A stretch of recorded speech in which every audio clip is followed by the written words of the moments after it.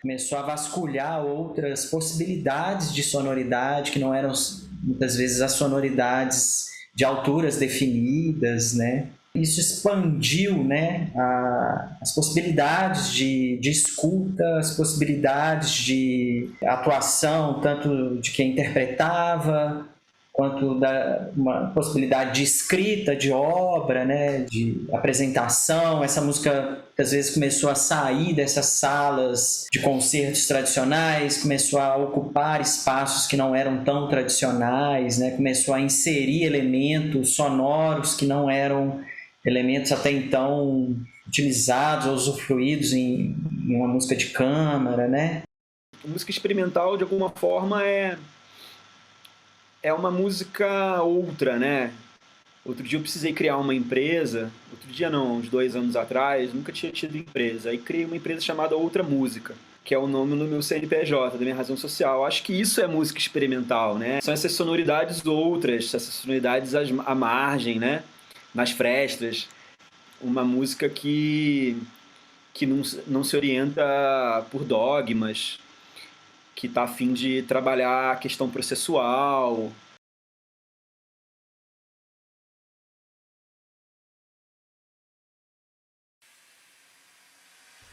Paz, eles dizem.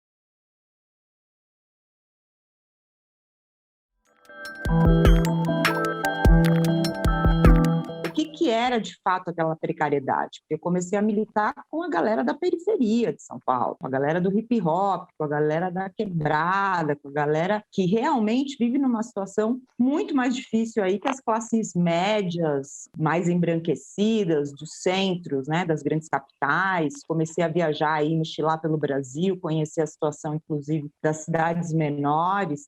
né? O Festival PIB, Produto Instrumental Bruto, ele nasceu com esse nome também para a gente pensar a questão da cultura e da arte, né? Que é tanto tratada aí como mercadoria, mas que pode ser também um produto de luta nossa, né? De compreensão aí que a gente precisa refletir sobre o que a gente está fazendo, sobre se o que a gente está fazendo é para a gente ou é para todo mundo, qual que é esse discurso que a gente traz aí, inclusive, nessas músicas que não têm letra e que são esquisitas para a maioria das pessoas. Para mim, a precariedade está na gênese do campo artístico no Brasil. Assim. O campo da música e o campo da produção fonográfica, a indústria cultural, ele tem uma lógica predatória por princípio. Né? Interessante, puxando essa discussão da precariedade para o precariado, né? Tomando o precariado como uma classe em processo, uma classe em formação, enfim, que resulta das transformações na relação de capital e trabalho das últimas 3, 4 décadas, é que ele radicaliza essas outras lógicas de articulação colaborativa, etc., e encampar uma discussão política mais ampla. Quando a gente começou a pensar Léo de Blanc lá em março, todo mundo falava a mesma coisa para a gente. Vai ser vetado, isso não vai passar, vocês são loucos. Olha, durante pelo menos aí os meus 15 anos de fronte, se a gente desiste antes de começar, aí realmente não teria manter uma pressão constante. A gente não estaria aqui, né? Essa live, esse festival, ele está sendo bancado pela Léo de Blanc, né? Agora, isso é uma das coisas que me incomoda muito dentro da cultura, mas mais ainda dentro da música. A galera da música é preguiçosa na hora da luta. É uma das galeras que menos participa das lutas, se for comparar com a galera do teatro, da dança, do circo, do hip hop.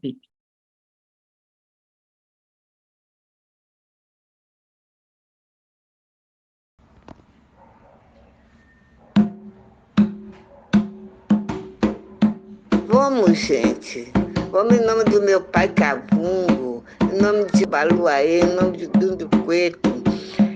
Ô, meu pai, tem misericórdia, meu pai. Olha sua terra, olha seu povo, meu pai. Ô, minha mãe Zumba, deusa da salvação, que acolhe todo esse povo. Ô, mãe da criação, por favor, mãe, em nome de tudo enquanto é mais sagrado, mãe, venha nos valer, venha nos socorrer, em nome de tudo enquanto é mais sagrado, pois, mãe, o povo já não tem mais o que fazer, a gente já não sabe mais o que pedir, a quem implorar, somente o Senhor, meu pai Cavungo. Meu pai que tempo, dono do tempo, ele há tempo. Venha, meu pai.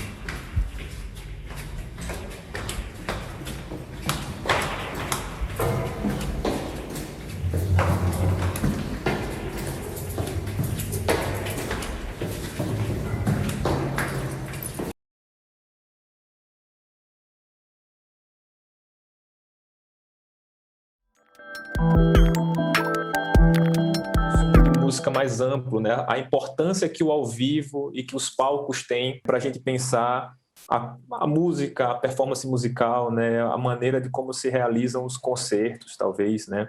Esse boom da música ao vivo, ele é um boom para uma parcela importante do mercado musical, mas que não necessariamente chega a todos, né?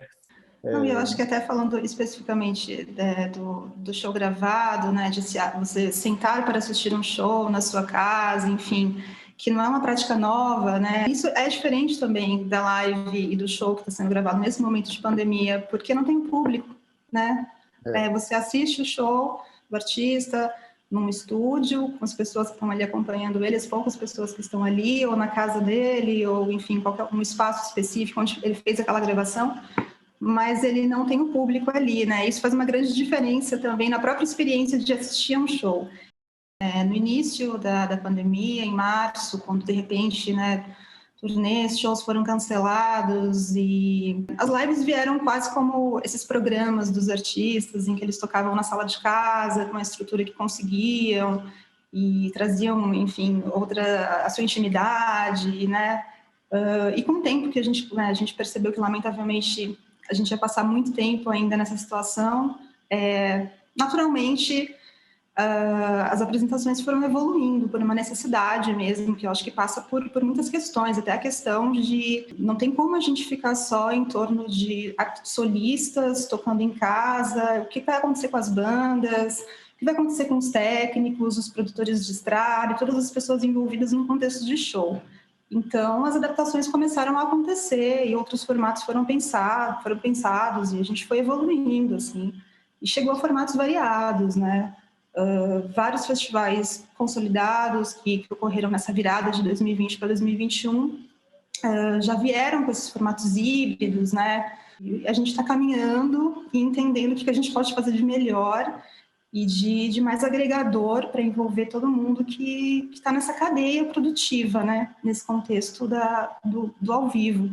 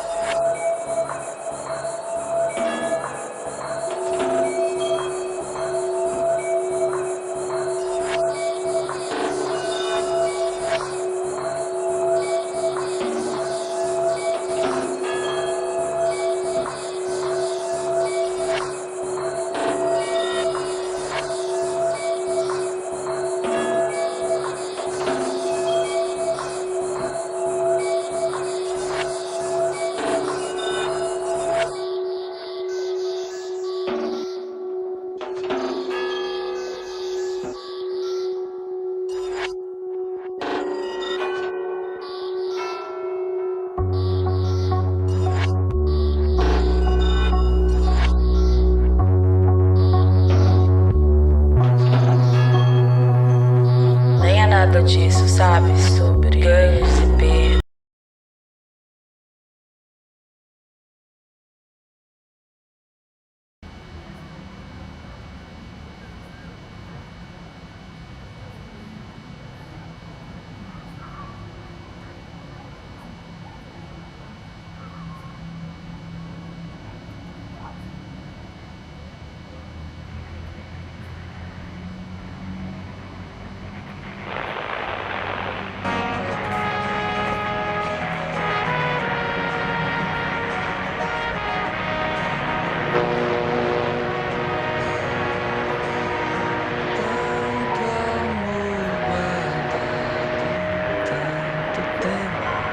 A gente se prendendo à toa por conta de outra pessoa.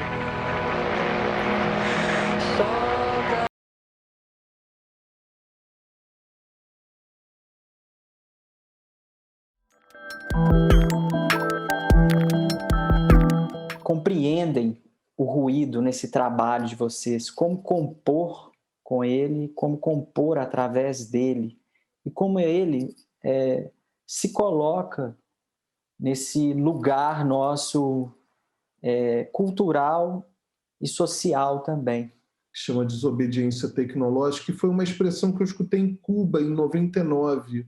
Um cara com 3 mestrados, um cara extremamente culto, trabalhando de camelô nas ruas de Havana, assim, e ele me falando como é que era o processo dele de resistência, resiliência e de invenção mesmo das coisas, né? de E aí ele me falou, olha, só é possível com desobediência, né? E então quando eu trago essa questão da ignorância, né? De se interessar pelas coisas que eu desconheço, que eu nunca fiz, que eu não faço ideia como realizar, eu me aproprio muito assim na escuta, especialmente, né? Ainda mais sendo um cara de imagem, através de escutar o mundo mesmo. O Nós Invade vai continuar, que é o projeto, né, que é uma rede de experimentações visuais e sonoras, que tem como fio condutor o ruído, as experimentações uma galera está fazendo, né?